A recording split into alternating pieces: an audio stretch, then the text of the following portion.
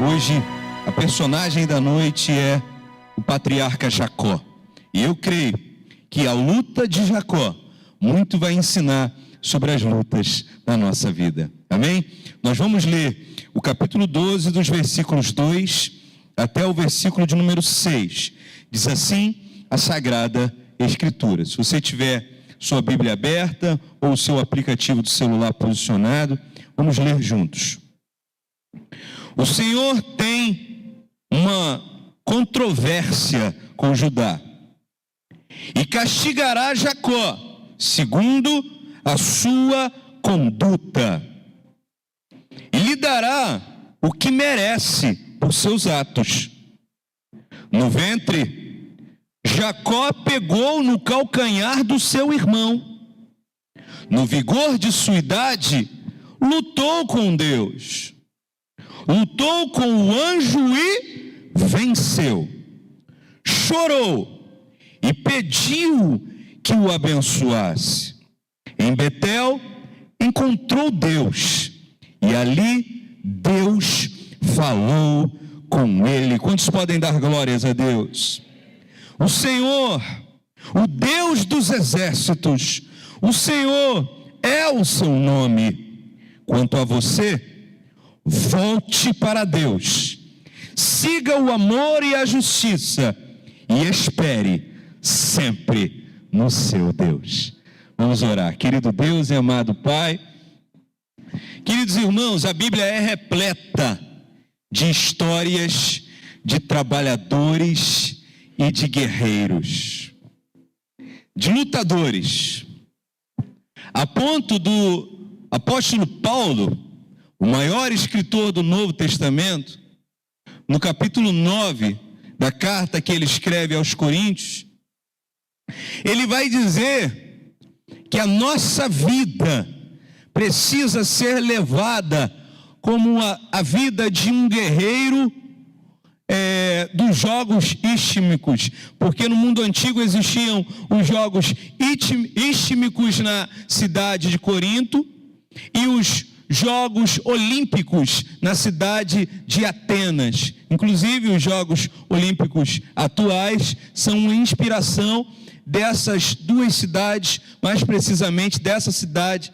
a cidade de Atenas, que honrou e manteve o nome dos jogos que a gente considera hoje, que a gente vivencia e curte aí hoje pela televisão. Mas Paulo, quando vai se referir a estes lutadores, esses atletas, esses corredores, ele vai dizer que aquele que alcança a coroa ou o prêmio da vitória na linha de chegada é aquele que esbofeteou o corpo, é aquele que lutou, o que venceu a sua natureza pecaminosa, se rendendo à autoridade do Espírito Santo de Deus. Mas isso, pastor Valmir, não é um privilégio dos leitores do Novo Testamento, porque a personagem de Jacó nos dá um excelente exemplo de um atleta, de um lutador, de um guerreiro, de alguém que está disposto a vencer, que está disposto a abrir mão. Irmãos, eu brinco com o pastor Álvaro de vez em quando eu vou falar uma coisa séria para ele, eu digo assim: pastor, agora eu vou lhe dizer algo do alto dos meus 46 anos. Aí ele costuma rir bastante nessa hora, porque apesar dessa minha carinha, querido Daniel, de 35, acredite, eu já tenho 46. Essa seria uma boa hora para você, igreja, fazer assim: oh, obrigado. Meu irmão, minha irmã, do alto dos meus 46 anos, eu entendo que é impossível ser um vencedor, ser um campeão em qualquer área da vida, especialmente da vida cristã. É impossível ser um campeão, ser um vencedor, ser um lutador que vai ganhar a coroa da vitória. É impossível ser esta pessoa se você não aprender a abrir mão. a passar necessidades, a fazer sacrifícios. Jacó é um excelente exemplo disso.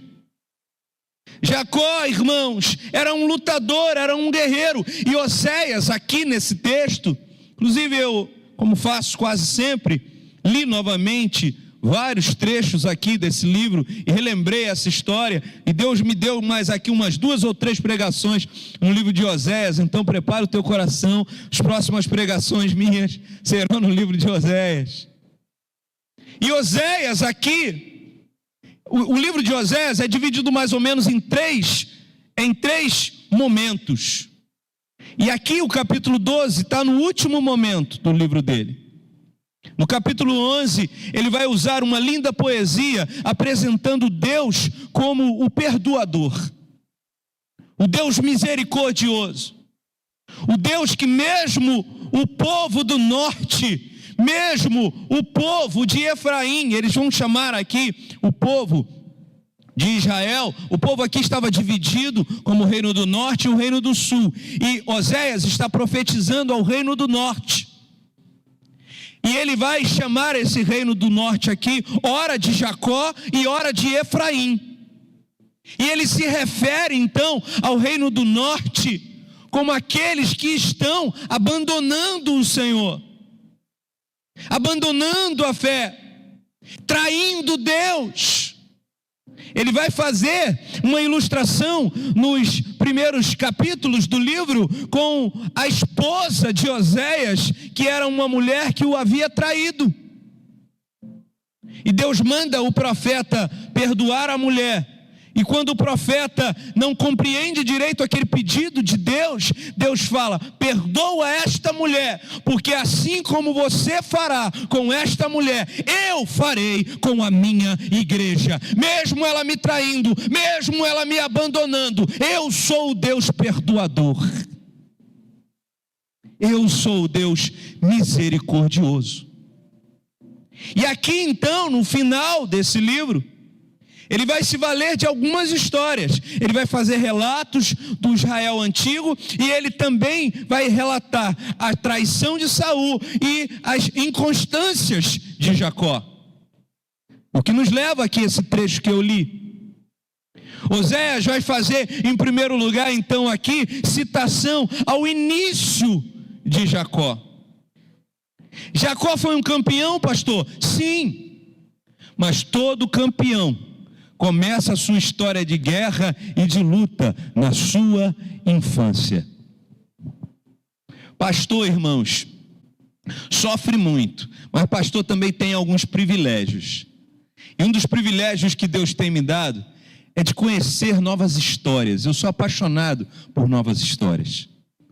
Nos gabinetes que faço questão, inclusive, de quando estou conhecendo uma família nova, as famílias me contarem. Eles gostam também dessa hora. Eu peço assim, quando é um casal, eu falo: conta para mim como foi que vocês se apaixonaram. E o casal costuma contar aquela história, e lembram, aí saem do gabinete até mais apaixonados. Toda boa história teve um início. A história de Jacó teve um início. O início desse rapaz é citado aqui por Oséias. O início dessa história, inclusive, vai fazer com que o nome dele seja construído. Se você não sabe, a maior parte de vocês deve saber, mas se você não sabe, o nome das personagens bíblicas são nomes que são vinculados a algo que aconteceu em suas vidas.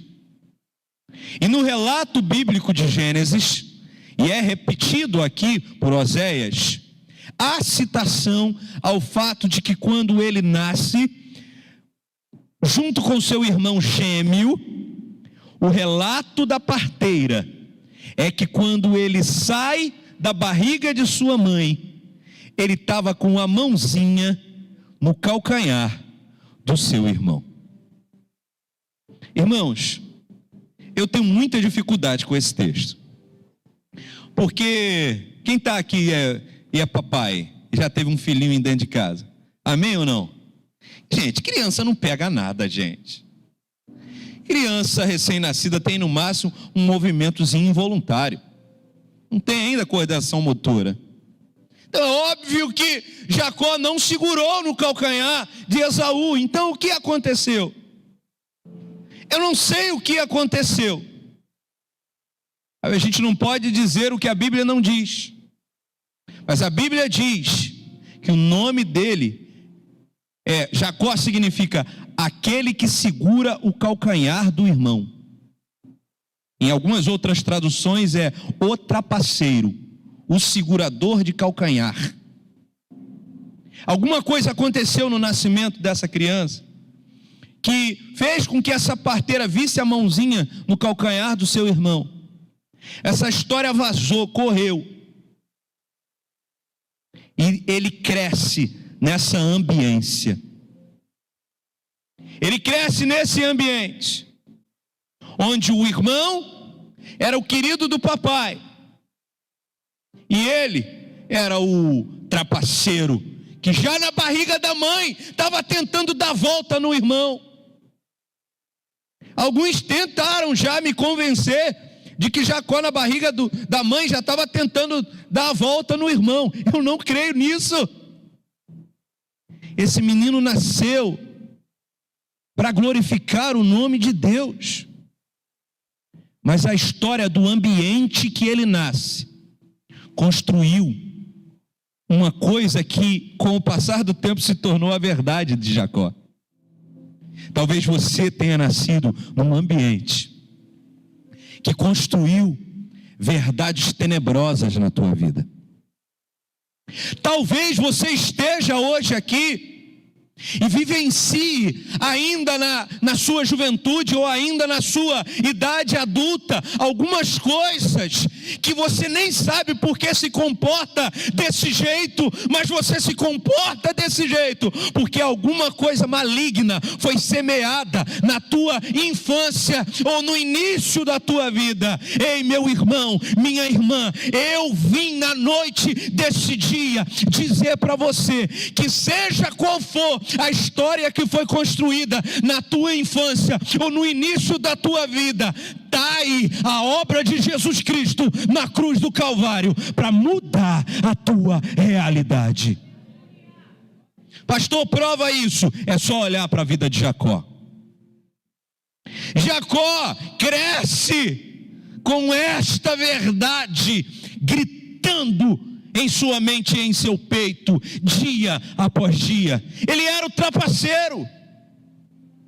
Talvez ele até tenha tentado não ser, talvez ele até tenha tentado agir diferente. O relato que diz que ele vai roubar o direito do irmão de ser o filho mais velho, é um diálogo interessante, porque diz que a mãe o tenta convencer e ele retruca, ele tem medo. Ele indaga, ele questiona, ele diz, claramente ali não era uma pessoa de má índole, não era uma pessoa totalmente mal. Jacó diz para a mãe, mas mãe, eu não sou peludo como meu irmão, meu pai vai ver que não sou meu irmão. Mãe, eu não tenho o cheiro do meu irmão é caçador, ele tem um aroma diferente do meu. Ele questiona aquilo, ele não estava feliz com aquilo.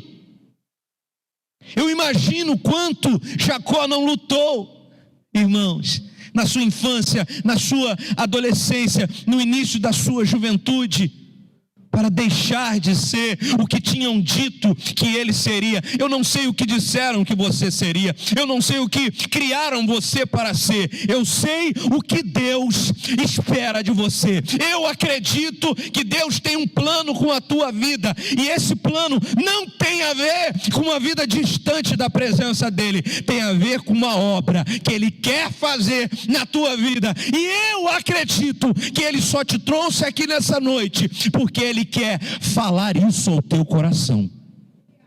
Ele quer te lembrar disso na noite desse dia. Não importa se você nasceu Jacó, acredite, o teu futuro, a tua velhice, você vai morrer em Israel, porque você é um príncipe que luta com Deus e que é vencedor. Essa foi o início da vida desse campeão. Um lutador, já criança, lutando contra um estigma, lutando contra uma lenda, lutando contra o que diziam dele, lutando contra o nome que deram para ele. Irmãos, o nosso nome é o nosso mais precioso símbolo. Você sabia disso? A coisa mais preciosa que carregamos é o nosso nome. O som, só já foi feita pesquisa, o som que mais nos afeta é a fonética do nosso nome. O que o teu nome significa na tua rua? O que o teu nome significa no teu trabalho? O que o teu nome significa na tua família? O que o teu nome significa no teu coração? Eu não sei o que significa. Eu posso suspeitar de um ou de outro que eu conheço aqui. Mas uma coisa eu sei. Nós estamos hoje diante de um Deus que muda nomes, que muda significados, que muda realidades, que muda vidas, e nos dá na cruz do Calvário a suficiência para vivermos em novidade de vida. Cadê o glória a Deus? Somos todos Jacó, irmãos. Mas Jacó não foi criança a vida inteira. E o relato aqui do capítulo 12 de Oséias vai dizer que ele vai crescer. E no auge da sua vida, o Oséias vai chamar de o vigor da sua idade.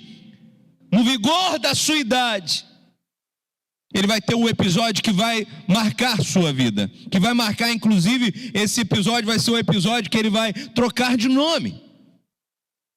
E nesse episódio, um lugar chamado o Val do Jaboque. Tudo que tem val é bonito, né, gente?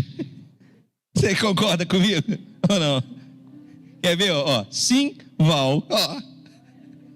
O Val do Jaboque, o lugar onde Jacó lutou com Deus e venceu e teve o seu nome trocado. Meu irmão, se eu te perguntasse, o que você me responderia sobre qual é o auge da tua vida? Quando foi o auge da tua vida? Quando será o auge da tua vida? Existe o auge da tua vida? São algumas perguntas.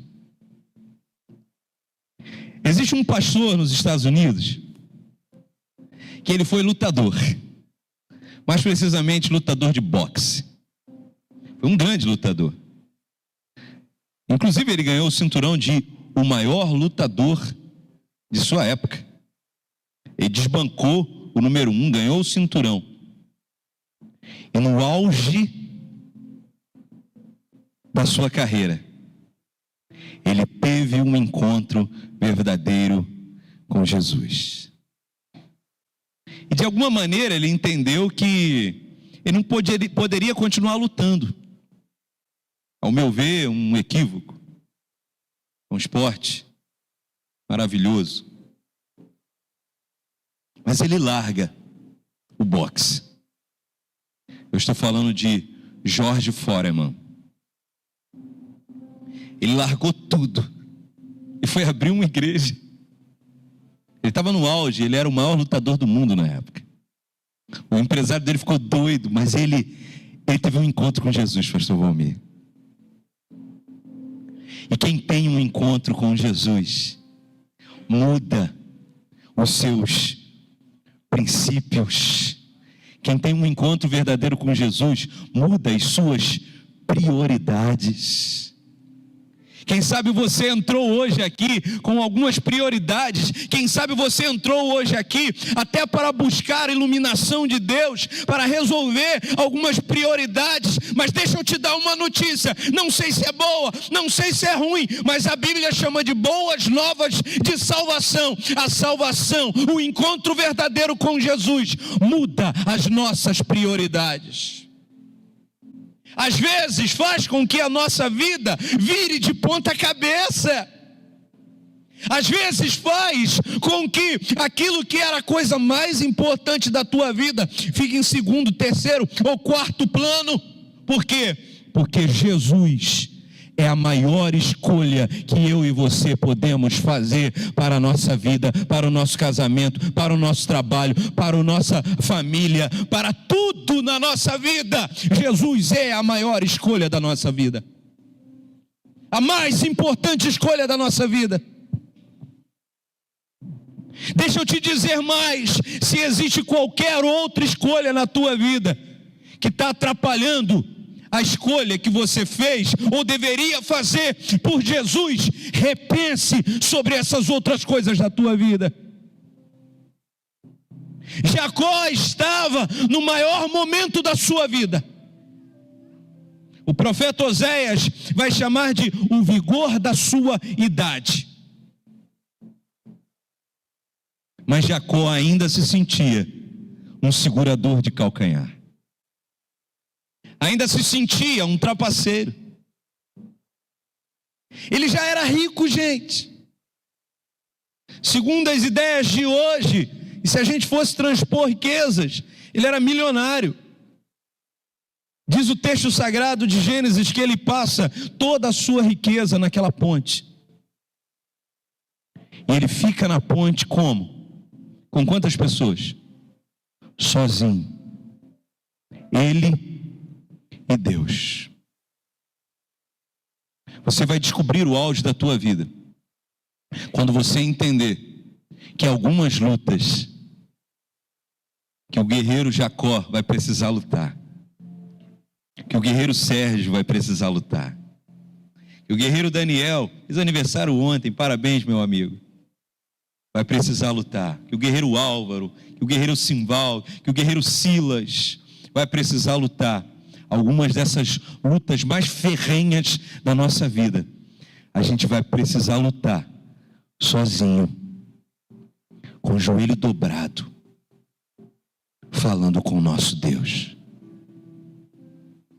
Algumas lutas que a gente precisa travar, nem a nossa mulher pode nos ajudar, nem nossa mãe pode nos ajudar, nem o pastor mais carinhoso pode nos ajudar.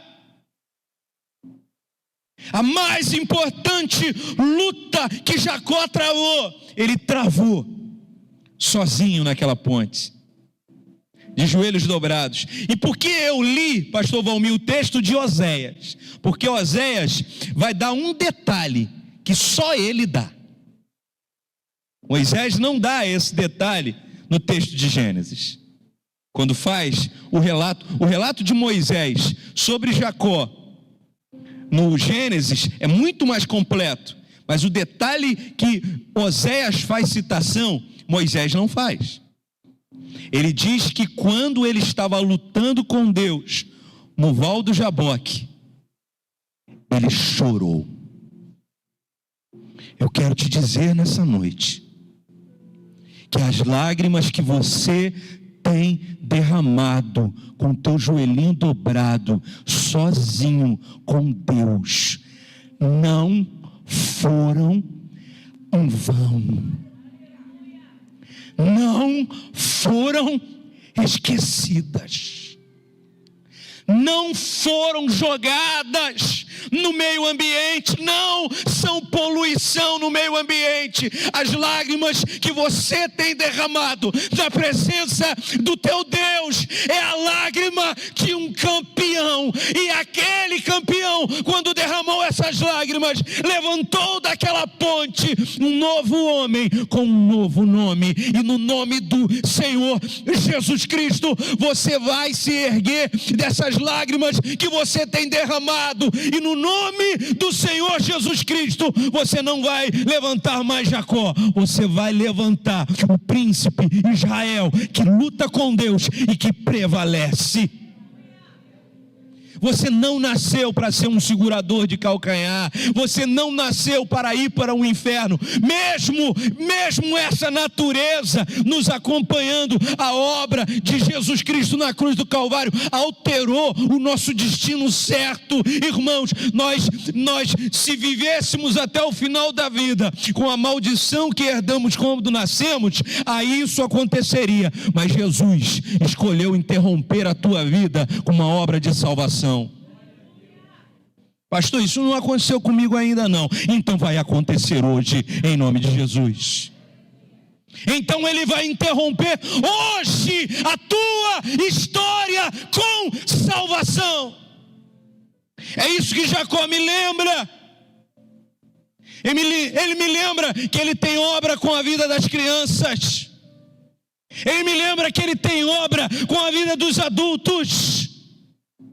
Ele me lembra que ele é o nosso Deus. Quer ver? Leia comigo o versículo 5, para a gente ver quem é o nosso Deus. O versículo 5 diz assim: o Senhor, o Deus da fraqueza, é isso que está escrito. O Senhor, o Deus do TikTok, é isso que está escrito. O Senhor, o Deus do Kawaii, é isso que está escrito, Bruno.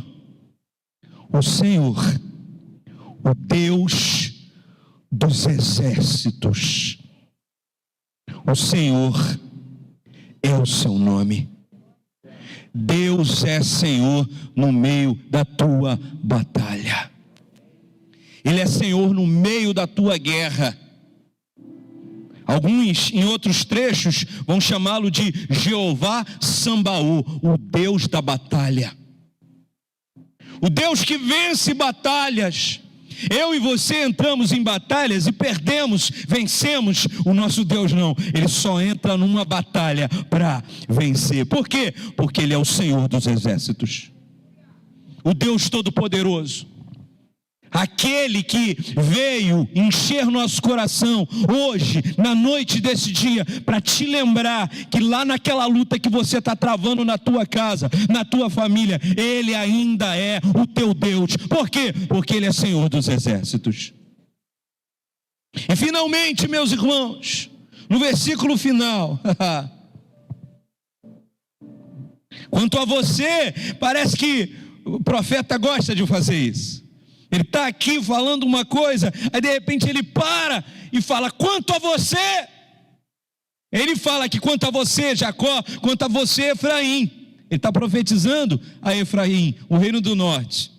Mas nessa noite, meu irmão, minha irmã, o Espírito Santo, ele vira esse jogo aqui e ele fala: quanto a você, igreja de Nova Vida em Queimados. Ele fala comigo, ele fala contigo. Ele fala: quanto a você, volte para o seu Deus. Amém, meu irmão? Ele nos propõe aqui: volte para o seu Deus. Ele nos propõe: siga o amor e a justiça. E ele finaliza o versículo 6 dizendo: espere sempre no Senhor. Voltar, amar e esperar. O Senhor nos convida, irmãos, nessa noite, para um desafio muito difícil. Que desafio é esse, pastor? Voltar. Gente, voltar é muito ruim. Voltar é muito difícil. Quem é que já saiu de casa, por exemplo, e esqueceu alguma coisa fundamental em casa e já tinha andado 3 ou 4 ruas, aí de repente você lembra: ih, esqueci em casa. Muito ruim, não é? Manobrar o carro, esqueci. Né, Maria? Não é ruim? Voltar é ruim, ninguém gosta de voltar. Tem um monte de meme na internet com as mulheres. A mulher fala aí, ou então para o marido, fala aí, paralelepípedo, fala. Aí fala: mulher ou marido, fala aí, perdão. A mulher trava. Fala tudo que é palavra, mas perdão não consegue. Por quê? Porque a gente não consegue voltar, a gente não consegue pedir perdão, a gente não consegue se retratar. A gente é isso. A gente é esse monte de dificuldades. Mas nessa noite, Não sou eu não, tá, gente? O Espírito Santo diz para mim e para você: ei, tá na hora, meu filho, tá? Tá na hora, minha filha. Volta. Volta. O que é voltar para você? Eu não sei, mas o Espírito Santo está te falando aí. Tá ou não tá? Volta, meu filho. Volta, minha filha. Voltar para quê, pastor? Qual é o segundo verbo? Amar. Volta para o amor. Volta porque Ele ainda te ama. Volta porque Ele ainda tem obra de salvação com teu coração. Voltar é difícil, pastor. Voltar é doloroso, pastor. Pedir perdão é ruim, pastor. Eu estou sentindo agonia aqui. Eu estou sentindo dor só de ouvir essa palavra. Glória a Deus então. Porque, irmãos, Agostinho dizia que a palavra de Deus que nos fere é essa palavra que vai funcionar. Deixa a palavra de Deus te ferir nessa noite. Volta, meu irmão. Volta, filho, volta para casa, volta para o teu lugar. Por quê? Porque esse é o lugar do amor. Pastor, estão falando muito de amor aí fora, falaram muito de amor na política, falaram muito de amor na filosofia, os coaches só falam de amor, todo mundo está falando de amor. Eles falam de amor, mas só o nosso Deus é amor. Então não volta para a Nova Vida, não volta para o pastor Simval, pastor Álvaro. A gente é falho, a gente erra, a gente é pecador, mas a gente está apresentando aqui domingo após domingo um Deus maravilhoso que está no mesmo lugar e que ainda te ama. E que ainda quer pegar você, Jacó, e fazer de você a melhor versão de você. E como é que termina essa história, pastor? Espera sempre no seu Deus. Espera em Deus. Eu não sei você, eu estou esperando o melhor ano da minha vida em 2024. Eu estou cheio de esperança para esse ano. Eu estou repleto de esperança para 2024. Eu tenho uma certeza louca no meu coração de que Deus vai salvar como nunca nessa igreja em 2024. Pastor, essa esperança está onde? Eu não sei, meu irmão, não está aqui nessa terra, não é coisa daqui, é coisa do meu Deus, porque o cenário não é favorável. Eu te contaria uns 20 problemas que fariam eu crer o contrário, mas a minha crença não está no meu coração, a minha crença não está na minha vivência, a minha crença está no meu Deus que é todo-poderoso, que é o Deus que transforma Jacó, que é o Deus que transforma Álvaro, Simval, Valmir, que é o Deus que transforma, que é o Deus que faz diferença, é o Deus que trouxe você aqui hoje para te mudar, para te transformar. Então eu termino essa palavra com o final da profecia de Oséias. Espera. Quanto tempo? Sempre em quem? Em Deus. Feche seus olhos e curva a sua cabeça em nome de Jesus.